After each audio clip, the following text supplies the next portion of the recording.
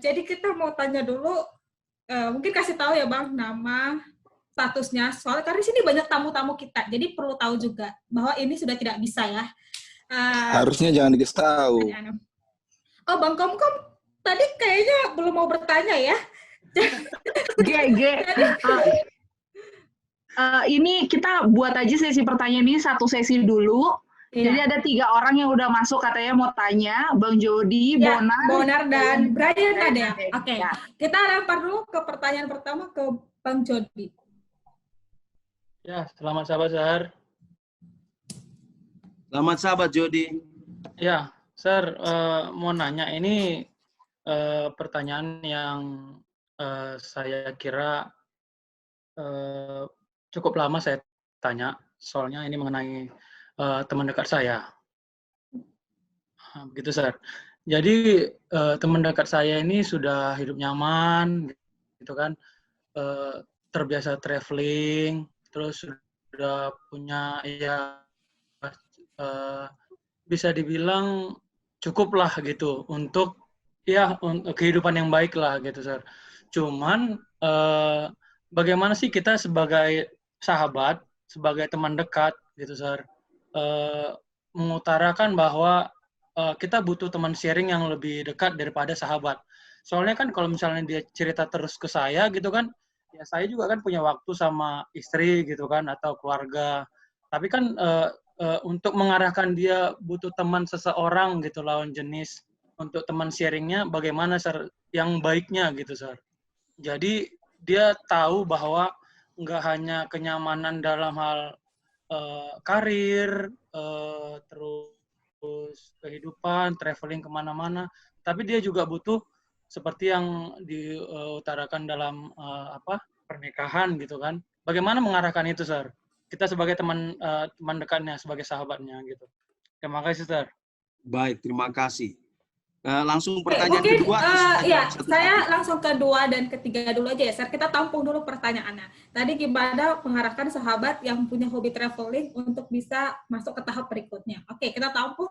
Pertanyaan kedua kita kasih ke Bonar. Yang mau bertanya wajib nunjukin video ya, supaya kita saling mengenal. Selamat sahabat, Sar. Selamat sahabat Bonar. Iya, Sar. Jadi mau nanya nih, Sar. Tadi kan tentang cinta just for fun sama yang serius. Nah, tadi saya lihat ada ciri-ciri kalau cinta yang just for fun itu dia terjadi waktunya instan.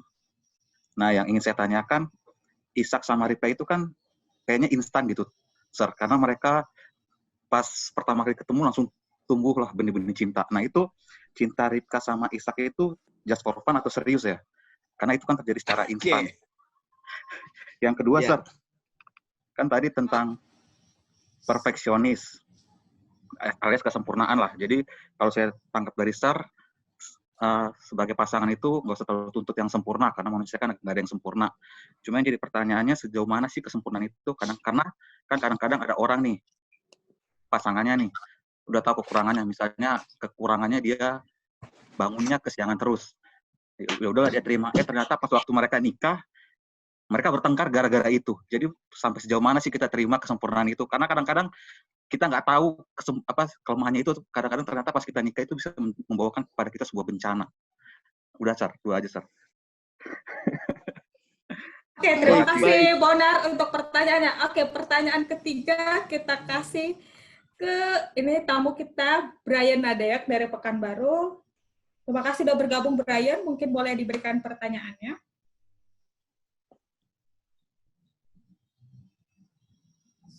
Brian ngechat sih, ini Brian Nadeak mau ngomong langsung atau dibacakan MC saja? Oh, oke, saya bacakan. Brian Nadeak ini Jemaat Melati Pekanbaru.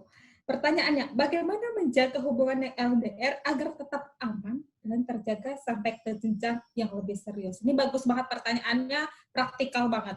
Oke, ada 4 pertanyaan dari 3 orang. Saya serahkan ke Sergerita Karin. Baik, terima kasih. Saya mulai jawab dari pertanyaan pertama. Bagaimana mengingatkan teman yang sedang berada di zona nyaman, zona untuk menikmati segala hal karena dia sudah miliki, dan lupa untuk masuk ke di jenjang berikutnya. Begitu ya, Jody ya, kira-kira ya.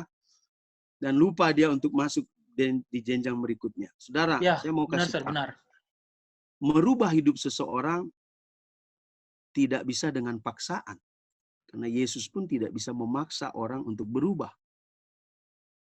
Yesus mengetuk pintu. Dan orang itu yang harus membukakan pintu hatinya. Tugas Jody adalah terus mengingatkan dia.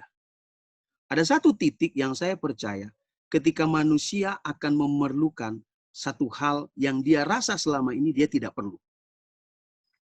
Dan bersyukurlah kalau orang itu belum terlambat, dia tiba di titik itu. Contohnya, Yakub selama ini sering kabur dari masalah. Karena dia pikir lari dari masalah membuat dia selesaikan masalah. Tapi sampai satu titik, dia berada di titik terendah harus menghadapi masalah. Nah, ada orang-orang seperti itu yang akan tiba pada satu titik di mana dia akhirnya pada satu titik itu dia mengerti bahwa dia memerlukan orang lain untuk menolong dia. Nah, tetapi jangan salah juga, di Alkitab ada orang-orang yang Tuhan izinkan hidup menyendiri sampai meninggal. Dia tidak menikah. Nah, pena inspirasi katakan orang-orang itu hidupnya mereka gunakan dirinya untuk membantu pekerjaan Tuhan.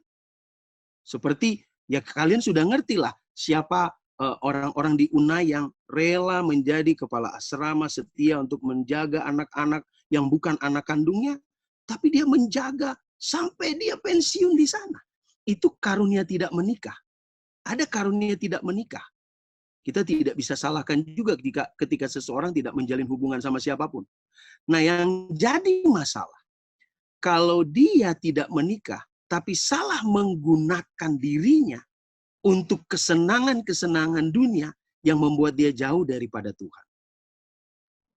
Nah, sebagai tugas seorang sahabat, ya mungkin kita perlu mengingatkan, menasehati, tetapi kita tidak bisa memaksakan. Karena dialah yang memilih untuk dirinya sendiri. Sekarang kalau misalnya Jody memaksakan kepada orang itu untuk menjalin hubungan dengan seseorang. Lalu karena terpaksa disuruh, dia menjalin dan tidak bahagia. Ah, ini bisa jadi masalah juga. Di kemudian hari dia akan bilang sama Jody, "Elu kan yang suruh gua." Nah, ini jadi alasan. Kita hanya bisa menasehati, kita hanya bisa mendoakan, dan orang itu harus punya keputusannya sendiri. Dan saya percaya, Allah katakan dalam buku Kejadian, manusia diciptakan berpasang-pasangan untuk berkembang biak memenuhi bumi. Ya kan? Jadi doakan saja Jody untuk sahabat kita itu. Doakan dan nasihati, dan kita doakan supaya dia dapat yang terbaik.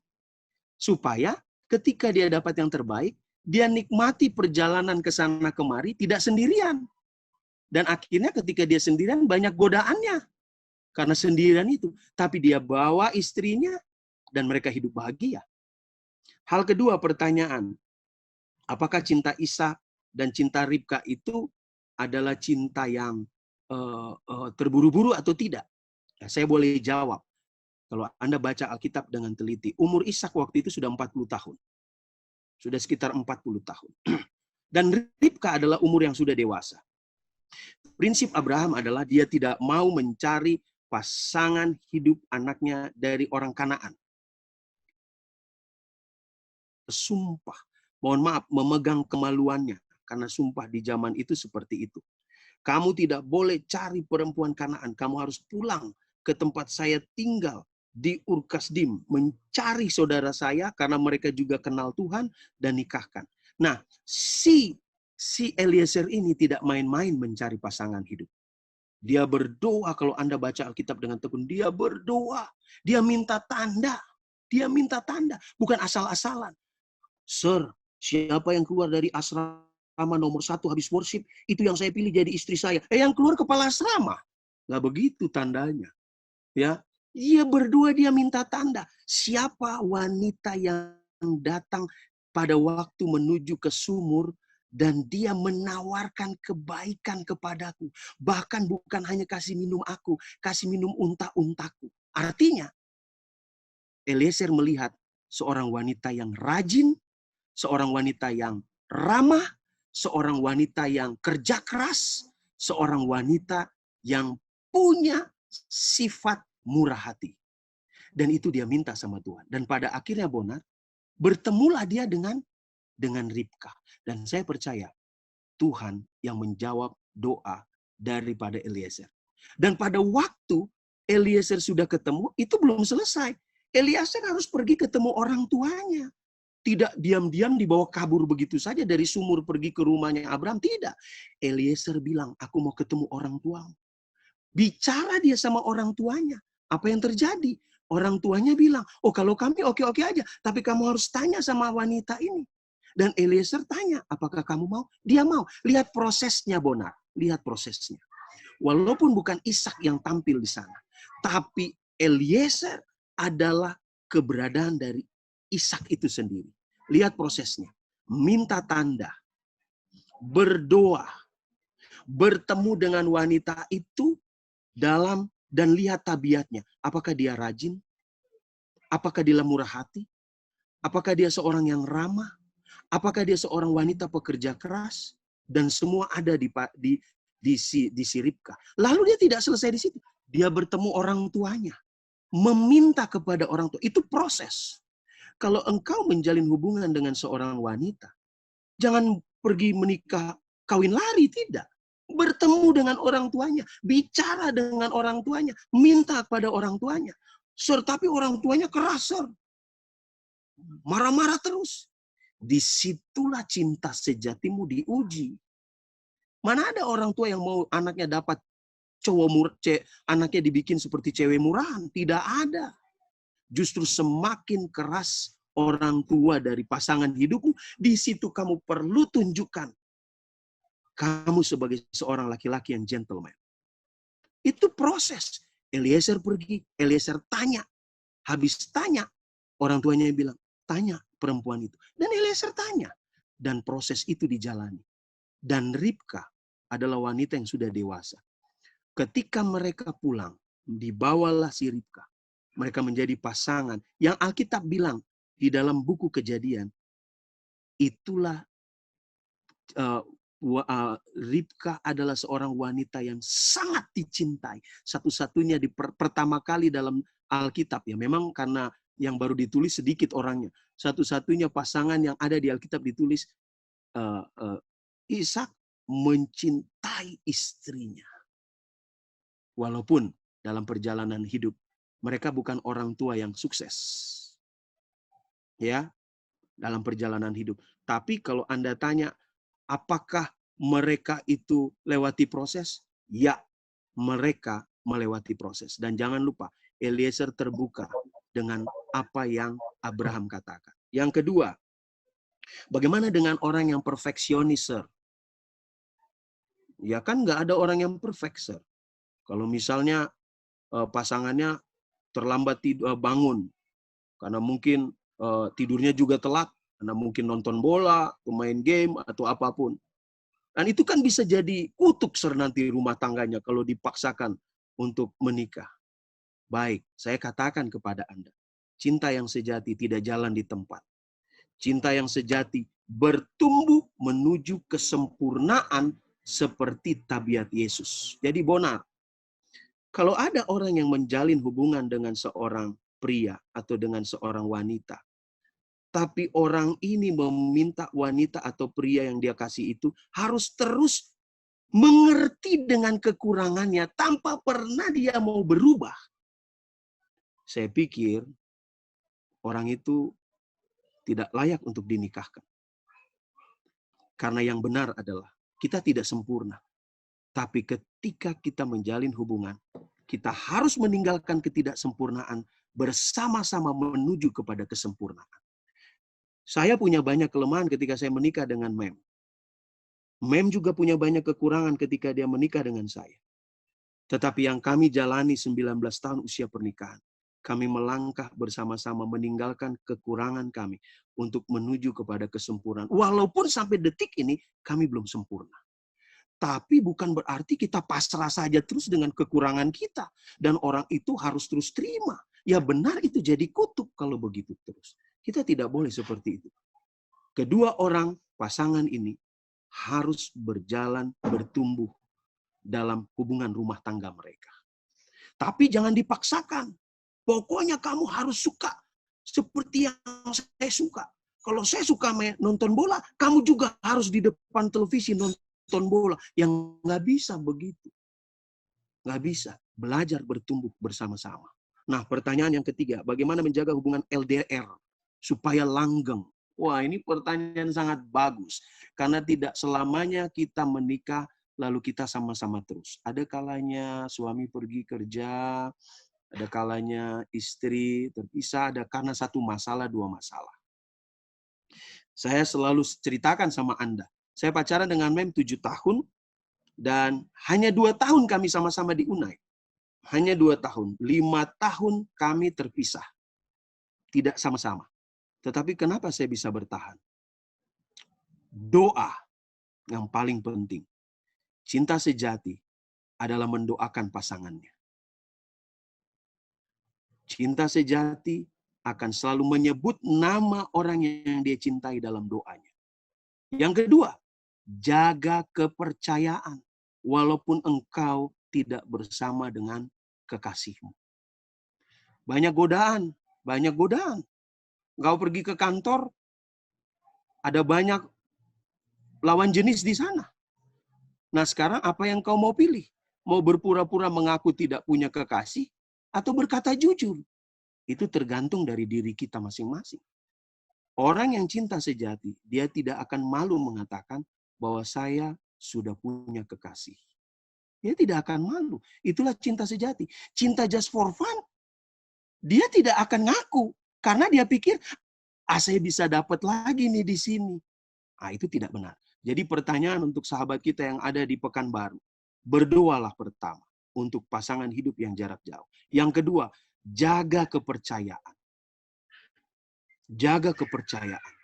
Yang ketiga, yang saya mau ingatkan, di saat Anda terpisah jauh, disitulah cinta kita diuji. Apakah kita mencintai dengan benar atau tidak? Jadi, jaga hubungan LDR itu memang tidak gampang. Tapi kita bisa lakukan. 5 tahun kami tidak sama-sama, tapi kami bisa bertahan sampai akhirnya kami menikah. Saya percaya. Waktu saya ketemu dengan Mem setelah kami menikah, saya tanya, bagaimana sampai kamu bisa setia kepada saya? Dia katakan, saya selalu sebut namamu dalam doa saya. Kalau memang engkau adalah jodoh yang Tuhan kasih kepadaku, biarlah hubungan ini terus dijaga. Lihat itu, doa. Saudaraku yang ada di Pekanbaru, doa dan jaga kepercayaan, maka itu akan membuat cinta LDR Anda bisa bertahan. Baik, saya serahkan kepada moderator. Silakan. Thank you, Sir, untuk jawaban pertanyaannya. Semoga yang bertanya mendapatkan apa yang ingin didapatkan.